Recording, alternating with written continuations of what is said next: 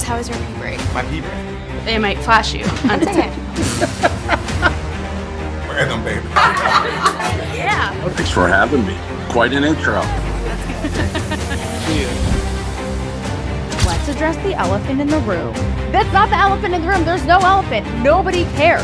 I too am a thought criminal. Good. Well, I like you already. Does this look like a girl who's joking around? No. But how much do you actually understand money?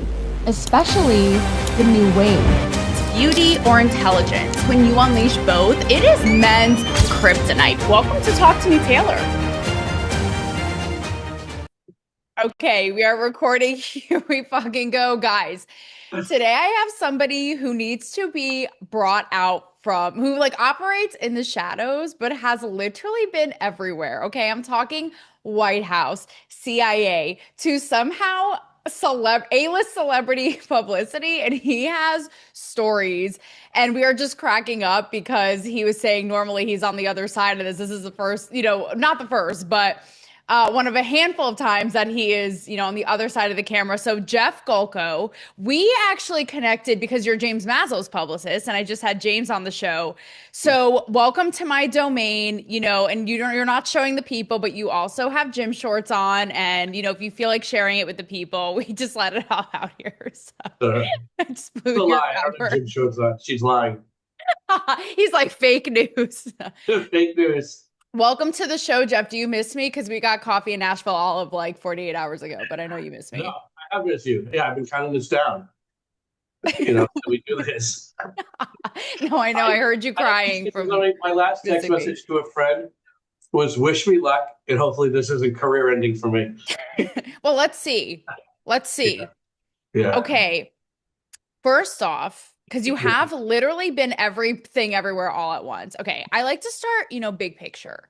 So you literally have, and you also are just like a media marketing mastermind. Hence your story of kind of like stumbling into the White House when you were 20 and most kids were doing like beer funnels in their 19, frats. Okay. 19. He's fact checking me like a Mark Zuckerberg fact checker never could. But before we get to that, okay, Jeff, talk about the big picture of media and culture when it comes to celebrity, politics, all of it. Twofold. One end of it, how from everything you've seen, like you just look at it going, wow, something's never changed. And then on the other end, what is the most different? I think the most different thing right now, I think it's most frustrating to me, is that there is no unbiased media anymore. I know. I look back at the days at the White House when, I worked for, two members of the cabinet directly, and you spent your weekends going to the weekend morning shows, and you didn't just go to one side. We went to Bill O'Reilly, we went to Fox. People weren't afraid, and people at the same time were able to get news. Granted, Fox was always slanted right, CNN was slanted left. Sure. There is no more just unbiased, unopinionated. It's all editorial. And for someone like me, about half my business is on the celebrity music side, half of it is the corporate side, and I couldn't be more frustrated right now on the corporate side, because some of these networks will spend, if it's a 3-hour morning show, they leave 35-40 minutes for everybody in the world to compete to get their clients on there. And they'll spend 2.5 hours talking about Donald Trump. Well, okay, people, what do you think, Jeff? Because before I get to, because I do want to know where you just look at the state of things being like, wow, something's never changed. But before that, I get asked this all the time, which is, do you think we will ever get back to that purely unbiased place? And I'll be honest, I think it's too far gone at this point to where I almost think you have to pull a Chris Cuomo and just like wear it on. Because we know now, it's like, who's truly unbiased, or am I crazy? No. We're at a point of no return. Exactly. I'm not going to say here, but when an example is when the hospital got bombed in Tel Aviv, a few months ago, I just was checking all of the major networks' websites, and all of them had at least something about it. One network, I'm going to say it, MSNBC. It's fact. It's out there. MSNBC I was scrolling and scrolling and scrolling. There wasn't a single mention of it. And I checked with someone there. I sent them a text and I said, "Hey, why aren't you guys mentioning this?" And they go, "Oh, we let NBC do that." But the concern and the fear and the issue with that is, let's say someone only watches MSNBC. You're missing a huge potential thing in the news. Granted, that was international. It could be something domestic. It could be something large. It could be something small. It could be tornado warnings. Who the fuck? Can we swear on here?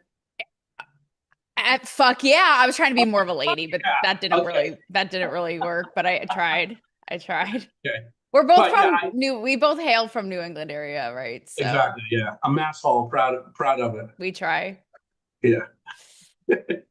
All right. Yeah, no, you're exactly right. And sometimes it could literally be the most mundane story and it still has such a slant that it is insulting to our intelligence, all the way up to big things. You're exactly right. That's why I think as much as I'd love to see it just be straight up news, I totally agree. I think that just genie has been let out of the bottle. But what are some things, or one thing maybe, that you look at? Maybe it's politically, because you were in the White House at such a young age, or maybe it is with celebrity culture. I don't know, where you just kind of shake your head and you're like, wow, some things just never change.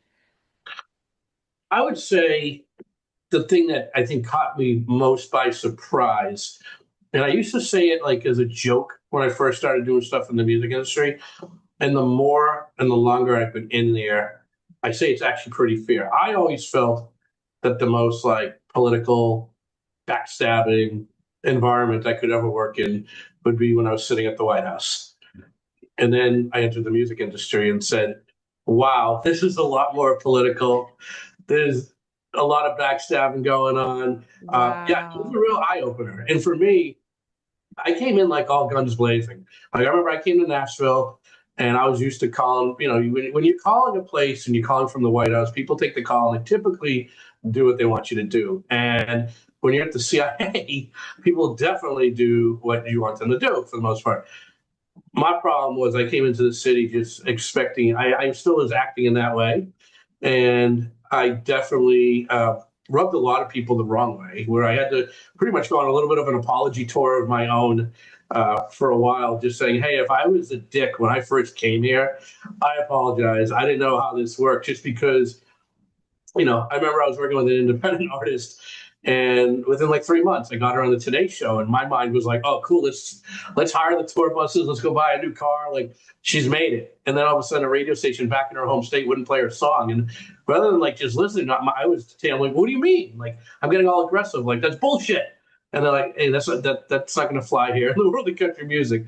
Simmer down, son." So it's like the bless your heart politics of the industry. I see that here. It could be territorial. I mean, obviously we saw it in Hollywood and Nashville. It kind of like trickles.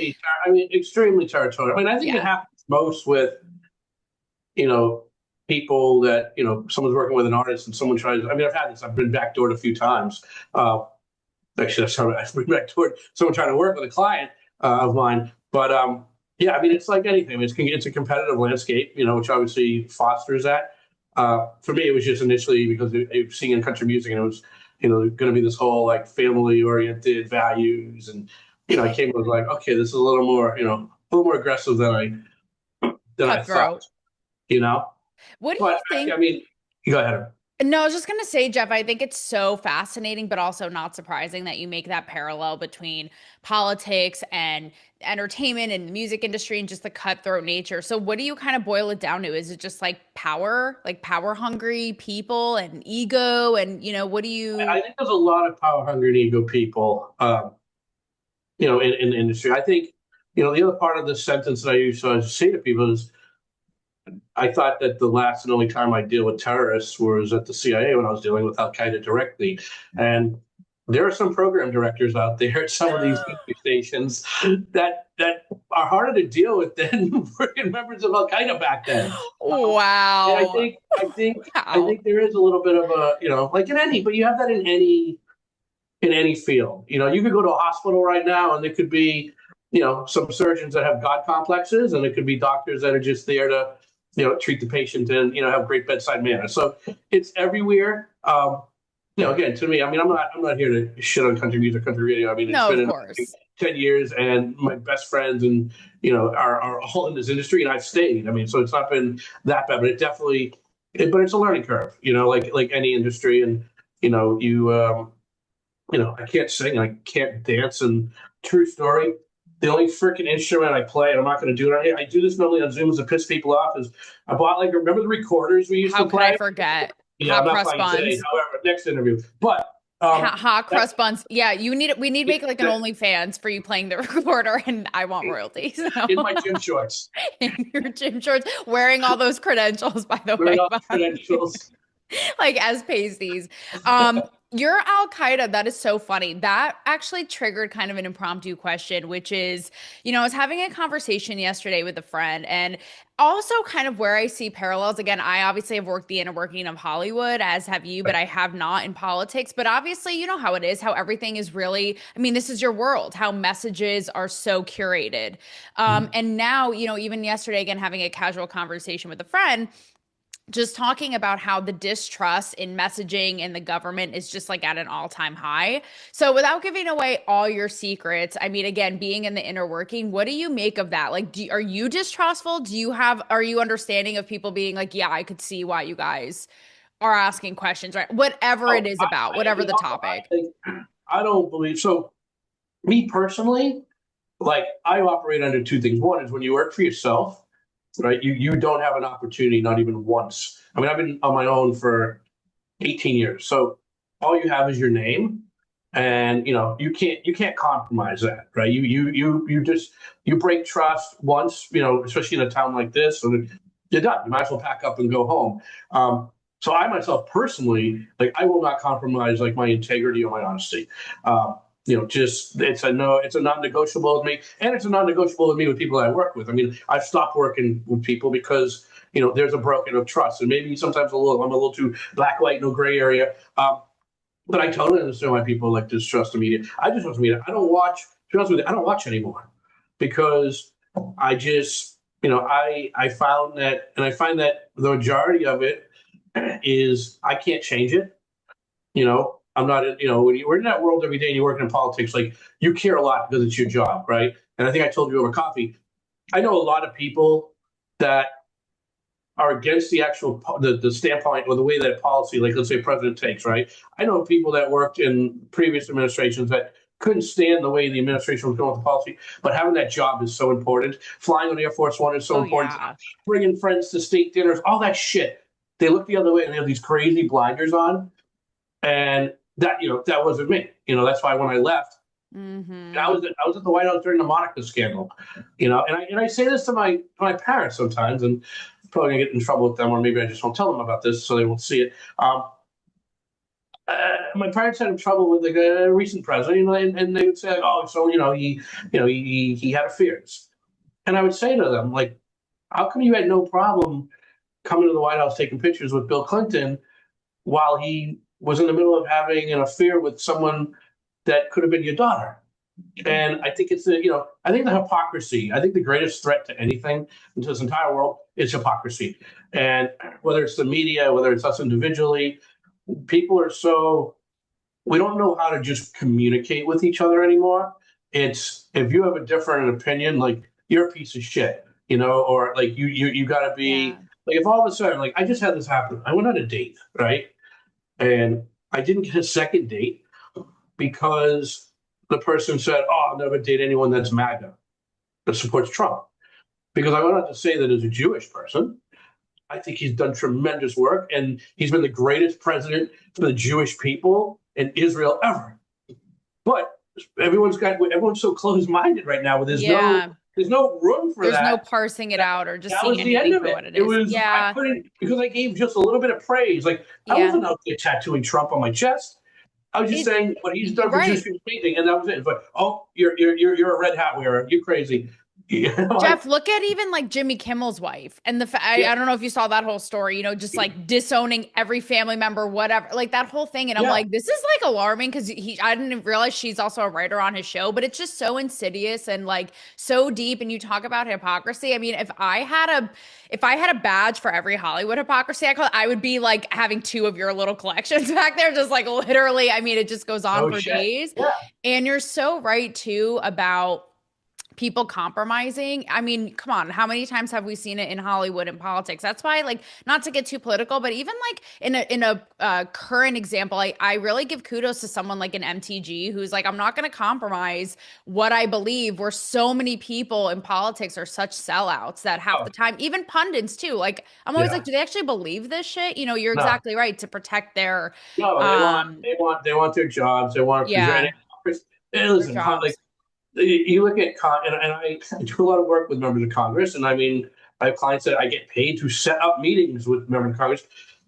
The majority of Congress couldn't hold a job at Starbucks for more than 3 hours. Like there's no accountability. There's no, and that's no dig at So Starbucks people, but crazy. there's no accountability. And in the real world, they'd be fired, but they play the game. They want to preserve their pension. They want to, continue. But it is if Congress is actually running any company, the company would be sunk in a matter of hours. Wow. You know, He's like, no shade to Starbucks. Well, with that said, because you are so I don't about drink coffee though, integrity. so I can't. I don't drink coffee, so I guess like it doesn't matter Oh, to me. he's like, I'm fine. He's like, I'm not a matcha person either. Since you are all about integrity, as is James Maslow, and we talked about this, who is such a breath of fresh air and such a contrived overly uptight Hollywood, which is, I told you, why a big part of why I left because I couldn't even have a real Yeah. conversation with any of these people. How do you advise, honestly, your celebrity clients? Because everybody is so afraid. Sadly, it's like we'd like to think cancel culture is done, but I think it's still the trickling effects are still there. So, how do you advise them? Because I'm sure half of the time, I mean, someone like James, I feel like he just does not care, which I love and so respect. But what's your guidance? How do you walk Yeah. that line with I mean, them? first and foremost, I mean, James is honestly, I mean, I absolutely love the guy. And I say kid because he's younger than me, but I mean, I've run through a wall for him, and it's because he's out from the norm, right? There's so many people, that I mean, obviously we're talking about what happened in Israel October 7th, but 99.9% of Jewish, celebrities, people that had a platform, just hid, right? For whatever their reason was, they were afraid of losing money, losing opportunity. Then you have someone like James, who is just as much at risk of Yeah. losing opportunities. Yeah. He's in a band. He's in a band with three other members that aren't Jewish. He has people that are on the team that aren't Jewish and might not understand it, but he made a decision that he's going to stand up and do the right thing. It comes with consequences. I mean, I don't know if he discussed with you, but he gets death threats because of me Yeah. and my association with him, and I repost his stuff or I'm in his videos. Every few weeks I get a death threat. But at the end of the day, he's going down and I'm going down. I'd rather go down the right side of history. And with him, like we do, I mean, we'll sit there sometimes and say, like, well, we don't just do everything willy nilly and go, hey, what's going to do everything? Well, we'll at least sit there and say, hey, you know what? Sure. What's the worst that could happen? But on the flip side, we know that by taking a stand and we know by speaking out and we know by not hiding like a lot of these people, there is having he is having an impact. We are having an impact. Just today, I mean, we haven't even posted about it yet. He just came from the House of Lords in London. Like he's there for a show tomorrow in the British House of Lords. For the British Parliament has taken notice what a pop artist from the United States is doing So to combat cool. anti-Semitism, and invited and had a private event for him today. Took him for a private tour, but actually sat down and had meaningful discussion. They want him to come back. So And cool. it's freaking it's. I have to I had this scheduled with you, and there was no way I was going to fucking miss this. So I said I can't come to London for the Lords. I'm sorry. I got this interview scheduled. No, I'm wow. kidding. God, I mean, no, geez, no pressure. Now I definitely can't fuck up your career or I'm gonna have hell to pay. Career ending interview. No, but it's so true. I have to tell you, I over the weekend, and I was in Miami hosting Bit Basel. And Mhm. I travel alone and I'm petite, you've met me. And you know, sometimes I wonder just with the state of things, like, do I wear, I think James and I talked about this, but like, do I even wear my Star of David out in public? Like, I just don't trust anybody. And I'm not a person who lives in fear, but you know, it's that Yeah. palpable. And I have to tell you, I wore it. And I'm with like, I mean, there's like all kinds of tech Oh, and spirit, all yeah. kinds of people. And so many people were like, yeah, I love whether it was like in the shadows or outwardly, like, I love it. Yes, we're so proud of you. Keep going. Like, here's mine. Like, they're hiding theirs under their shirt, being like, you know, Yeah. so that makes me feel really, really And good. I'll tell you, You it's know? funny you say that, right? So, I mean, I were always out, right? But last night, I was at a, gas station somewhere between here and Alpharetta, Georgia. I was driving back, and it was a gas station that had a Subway in it. It was literally a true story last night. And I just ordered like a sub to hold me over for the ride. And the woman behind the counter, I'm in the middle of nowhere, like, and she says, "I like your necklace," right? And I thought to myself, like, I could just say thank you, or I could actually go like a little level deeper. And I explained to her, I said, "Oh, thank you." I said, "Actually," I said, "Are you familiar with October 7th?" And she had a little puzzle. I said, "Well, you remember the attacks that took place?" "Oh, yeah, yeah." I said, "The star was actually made from a rocket that was fired into Israel intended to Yeah. kill. Yeah. It did it, and then they've taken it and they've turned it into these beautiful pieces, and the money from the sales goes to the victims' Yeah. families." And she looked at me and she started crying. And she said, "Can I give you a hug?" And I said, and at this point, after 2 years of like everyone hating on us, I'm like, what the fuck is going on? I mean, it's like, it's got to be like a fake show or something. Like, I'm in a Subway, in a gas station in the middle of Yeah. nowhere, and she'll give you a hug. And she's like, "I just don't understand why everybody just can't love one another." And it was the Aw. most profound moment I've had in a long time. It was from a woman I wasn't expecting it to. And we had this bond, but at the same time, like, my parents say to me all the time, like, "Please don't wear it out." They didn't like I when I know. was they didn't like when I was wearing the free the hostages now thing, right? For 2 years, Yeah. the toga thing. But I said to my parents, I'm like, when you hide, like, that's why you end up having things like the Holocaust, right? And yeah, threats are scary. I mean, especially post Charlie Kirk. But I've always Yeah. worked in. I have a little bit of a different sense, and maybe I've become numb, and that's not a good thing. But I've always worked in like a threat environment, right? So like when you're traveling with the president, you're in the bubble, right? You're walking next to the no one in the world gets more threats than the president of the United States. Yeah, that's And you're true. walking with him, you're in a motorcade, you're on a plane, and you're just praying. You're praying that the Secret Service agents and every countermeasure that's taking place will keep you safe, right? Then I went from that to I went to work at the CIA. During that work, so now I'm working in a physical target, right? Every day you gotta drive in and you're going through like multiple layers of guys with fingers on the trigger of the machine gun. Crazy. Yeah. So you're like, Then this you're is on a nothing. presidential campaign, and that so I've always been in that thing. I just never thought now. I think I told you when we met, like we were actually talking to Charlie Kirk. Like he I reached out to know. James a few Crazy. weeks before and said, "Hey, I love what you're doing with the anti-Semitism. I want to help you out, buddy." And I'd worked with Charlie on of all things, a nasal spray. I'm out of where the government was coming after a nasal spray company, and I think that it definitely brought it home to myself, because then you're like, oh shit, because you always just thought like, oh, it's a threat, oh, it's someone DMing you, but you don't know, and you got to be vigilant because what you don't know is that person like a keyboard commando, some loser that's living with his mom in the basement Sure. Yeah, you don't of her know. home in Oklahoma, Right. or Is it is this legit? somebody that's so pissed off at me or has seen something of Yeah. yours, right?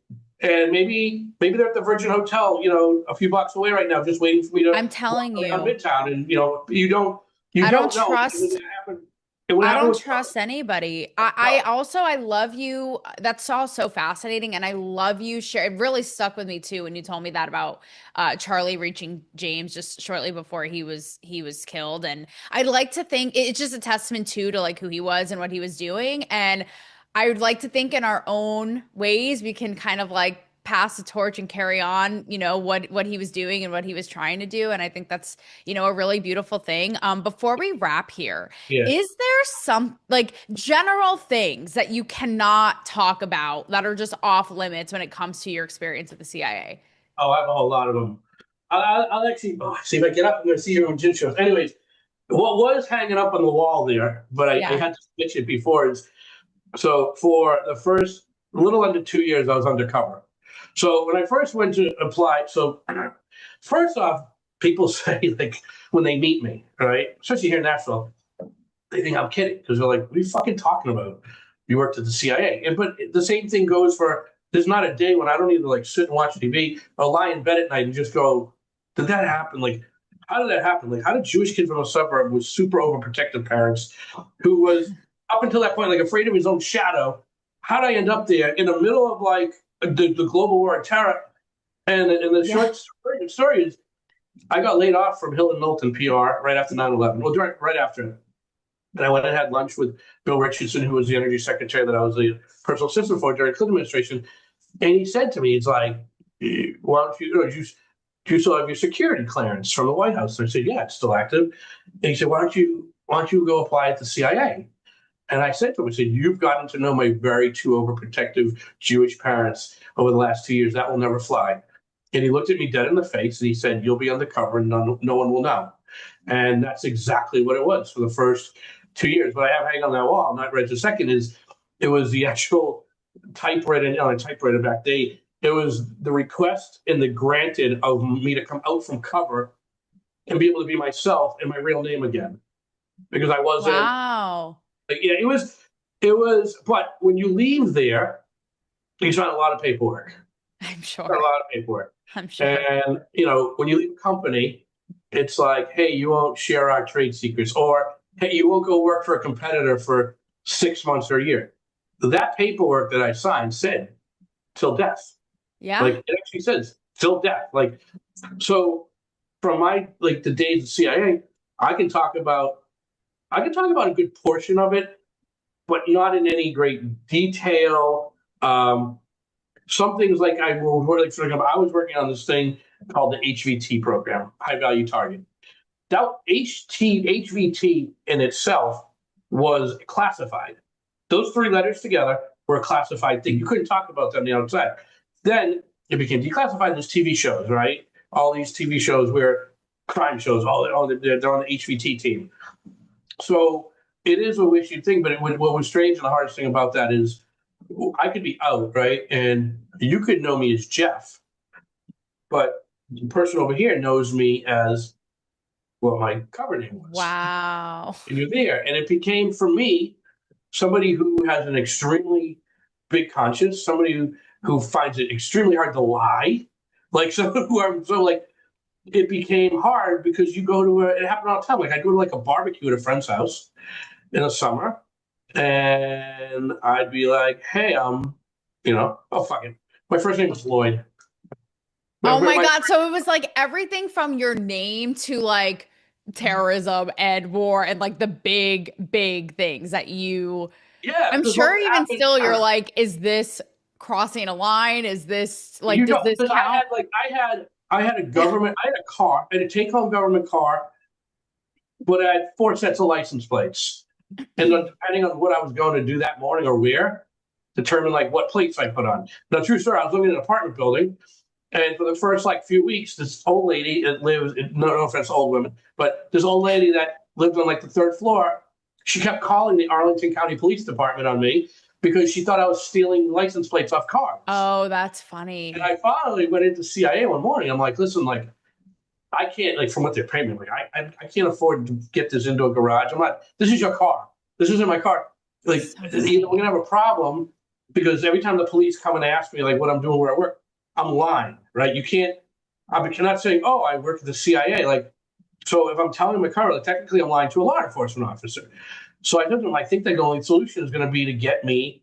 That's Oh crazy. yeah, I got one speeding ticket on my entire stupid life, and it's because I got pulled over driving the CIA one day, and I knew I was not in the wrong, and I went back and did my own little investigation. There's no way it's radar and shit, and the problem is, in order to go fight a ticket, it was a whole process because That is so if I go to crazy. a court, and the first thing the judge says, "Where were you going that morning?"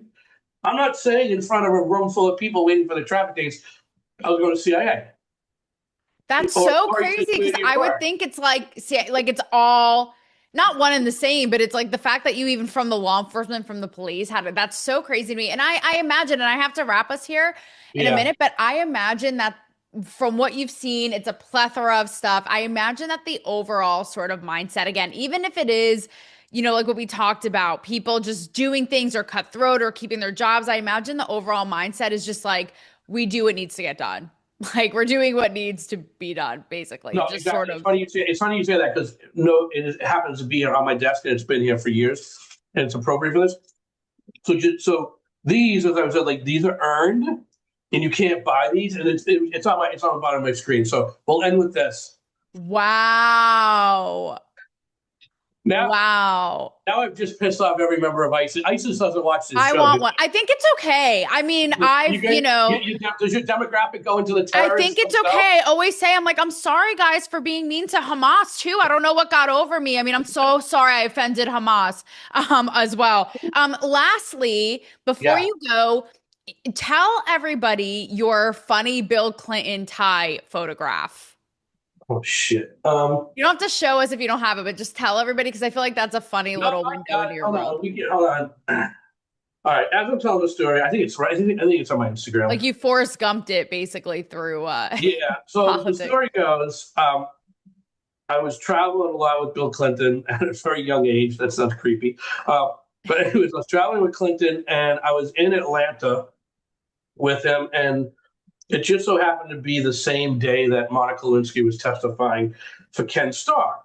And what then was later in the press, like I didn't know that day, but later in the press, it was that Clinton wore this tie that Monica bought him as a gift. And the whole storyline was going to be that even though I can't be with you as you're going through this horrible thing today, know that when you see me traveling, you know, I'm going to have the tie you gave him. And that way, you know, I'm thinking of you. And trying to find it right now. It is the absolute best. Like in all my years there, it's my absolute best picture with Bill Clinton. And yeah, you can chop this up, right? If you need extra time. Nope, this is airing live actually. So we're live right now? No, not it will air live, but it's not live right now. But no, I don't edit it. Okay. I don't know why this is not. Hold on. Oh, we might be getting closer because the pressure. No, I'm seeing pictures of me and Joe Biden. I see the picture of Barack Obama where he's yelling at me and he looks like he's spitting at me. Oh, here we go. I got it, folks. He's got it. Hold on. That's like and so the tie. That tie. So that's me and him having a moment. And that was the tie that Monica Lewinsky bought him. And he wore on that day so that she would know if she saw it on the TV or the news that he was thinking of her. Can't make it up. Forrest Gump. Forrest Gump, i.e. Jeff Golko. Jeff, thank you for coming on and, you know, getting the spotlight you deserve and doing the Lord's work behind the scenes. I appreciate it. If I go missing, I'm blaming it. I'm blaming this show. I managed to live through so much other stuff that we didn't even get to. Then, yeah. I know. Next time. Yeah, always. We'll leave it. I like it. It's like dating, you know. We have to like leave it up to the imagination for the folks and like leave them wanting more. You know. No. I mean, the true story is we've not even scratched the surface. For example, I can't go to Russia. Oh yeah. For another story. Putin has it out, I guess, for Jeff. Jeff, when your tell-all memoir comes out, I better be the first interview. That's all I have. You're to the say. forward. Yeah, that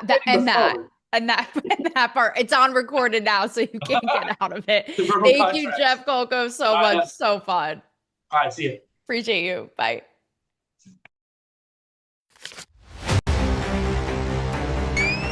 Chris, how was your pee break? My pee break? They might flash you on the tape. Random, baby. Yeah. Thanks for having me. Quite an intro. Let's address the elephant in the room. That's not the elephant in the room. There's no elephant. Nobody cares. I too am a thought criminal. Good. Well, I like you already. Does this look like a girl who's joking around? No. But how much do you actually understand money, especially the new wave? Beauty or intelligence. When you unleash both, it is men's kryptonite.